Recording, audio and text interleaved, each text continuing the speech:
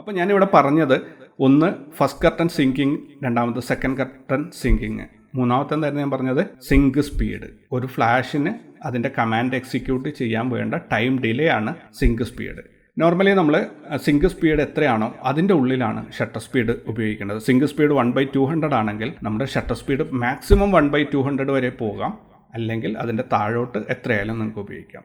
പക്ഷേ കയ്യിൽ പിടിച്ച് ഷൂട്ട് ചെയ്യുമ്പോൾ 1/80 താഴോട്ട് ഷട്ടർ സ്പീഡ് പോവുകയും ചെയ്യരുത്. അപ്പോൾ 1/80 1/200 ഇടയിലുള്ള ഒരു ഷട്ടർ സ്പീഡ് ആയിരിക്കണം നിങ്ങൾ ഫ്ലാഷ് മൗണ്ട് ചെയ്ത ഒരു ക്യാമറ കയ്യിൽ പിടിച്ച് ഷൂട്ട് ചെയ്യുമ്പോൾ ഉപയോഗിക്കുന്നത്. അപ്പോൾ സാധാരണ ഞാൻ മുൻപ് ഒരു പ്രാവശ്യം സൂചിപ്പിച്ച അതേപോലെ പ്രൊഫഷണൽ ഫോട്ടോഗ്രാഫി ചെയ്യുന്നവരുടെ കയ്യിലുള്ള ക്യാമറ ഒന്ന് വാങ്ങിച്ച് നോക്കിക്കഴിഞ്ഞാൽ അവരുടെ ഷട്ടർ സ്പീഡ് എപ്പോഴും 1/160 ആയിരിക്കും. അതൊരു സ്വീറ്റ് പോയിന്റ് ആയിട്ട് അവരവിടെ സെറ്റ് ചെയ്ത് വെച്ചിട്ടുണ്ടാവും. അവർ ലൈറ്റ് കൺട്രോൾ ചെയ്യുന്നത് മുഴുവൻ അപ്പർച്ചറിനെ അങ്ങോട്ടും ഇങ്ങോട്ടും മാറ്റിയിട്ടായിരിക്കും ലൈറ്റ് കൺട്രോൾ ചെയ്യുന്നത്. ISOയും അവരുടേത് 100 തന്നെയാണ് മിക്കവാറും ഉണ്ടാവാറുള്ളത്. ഓട്ടോമാറ്റിക് ഫ്ലാഷ് സിങ്ക് ചെയ്യുന്ന മെത്തേഡ് നിങ്ങൾക്ക് മനസ്സിലായി എന്ന് പ്രതീക്ഷിക്കുന്നു. ഞാൻ ഒന്നുകൂടെ ചുരുക്കി പറയാം.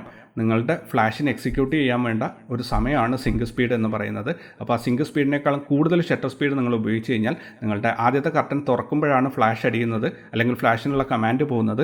ആ കമാൻഡ് അവിടെ എത്തി എക്സിക്യൂട്ട് ആവുന്നതിന് മുൻപേ നിങ്ങളുടെ രണ്ടാമത്തെ കർട്ടൻ വന്ന് ഷട്ടർ അടഞ്ഞു കഴിഞ്ഞാൽ നിങ്ങൾക്ക് ഈ ഫ്ലാഷിനെ കൊണ്ടുള്ള ലൈറ്റിനെ കൊണ്ടുള്ള ഒരു ഉപകാരം കിട്ടില്ല, അല്ലെങ്കിൽ നിങ്ങൾക്ക് കിട്ടുന്ന ചിത്രം ഇരുണ്ടതായിരിക്കും. നോർമൽ ഫ്ലാഷുകൾ ഉപയോഗിച്ച് ഫോട്ടോ എടുക്കുമ്പോൾ നിങ്ങൾ എപ്പോഴും 1/200 താഴെയായിട്ട് നിങ്ങളുടെ ഷട്ടർ സ്പീഡ് സെറ്റ് ചെയ്യുക. കയ്യിൽ പിടിച്ചാണ് ഷൂട്ട് ചെയ്യുന്നതെങ്കിൽ 1/80 മുകളിലോട്ടായിട്ട് നിങ്ങളുടെ ഷട്ടർ സ്പീഡ് നിയന്ത്രിക്കുക. അപ്പം 1/80, 1/100, 1/125, 1/160, 1/200 വരെയും ഇങ്ങനെയുള്ള ഒരു 5ഓളം ഷട്ടർ സ്പീഡ് മാത്രമാണ് നിങ്ങൾക്ക് നോർമൽ ഫ്ലാഷ് ഉപയോഗിച്ചിട്ട് ഫോട്ടോ എടുക്കുമ്പോൾ കിട്ടുന്നത്. അപ്പോൾ നിങ്ങളുടെ കയ്യിലുള്ള ഫ്ലാഷ് നോർമൽ ഫ്ലാഷ് ആണോ ഹൈ സ്പീഡ് ഫ്ലാഷ് ആണോ എന്നുള്ളത് ഇപ്പോൾ നോക്കി ഉറപ്പുവരുത്തുക. ഇനി ഫ്ലാഷ് വാങ്ങുന്നവരാണെങ്കിൽ ദയവായിട്ട് ഇപ്പോൾ തീരുമാനം എടുക്കരുത്, ഈ ക്ലാസ് തീർന്നതിന് ശേഷം തീരുമാനം എടുക്കുക. ഒരു കൺക്ലൂഷൻ എന്ന നിലയിൽ ഞാൻ ഒന്നുകൂടെ പറഞ്ഞുതരാം.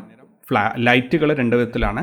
ഒന്ന് കണ്ടിന്യൂസ് ലൈറ്റും മറ്റൊന്ന് സ്ട്രോബ് ലൈറ്റും. സ്ട്രോബ് ലൈറ്റ് അഥവാ ഫ്ലാഷ് ലൈറ്റ് എന്നുള്ളത് 2 വിധത്തിലുണ്ട്. ഒന്ന് മാനുവലും മറ്റൊന്ന് ഓട്ടോമാറ്റിക്കും. ഓട്ടോമാറ്റിക്കിലേക്ക് വരുമ്പോൾ വീണ്ടും അത് 2ആയിട്ട് തിരിയുന്നുണ്ട്. ഒന്ന് നോർമൽ ഫ്ലാഷും മറ്റൊന്ന് ഹൈ സ്പീഡ് ഫ്ലാഷും. അപ്പോൾ നമ്മളിപ്പോൾ പറഞ്ഞുകൊണ്ടിരിക്കുന്നത് നോർമൽ ഫ്ലാഷിനെ കുറിച്ചാണ്.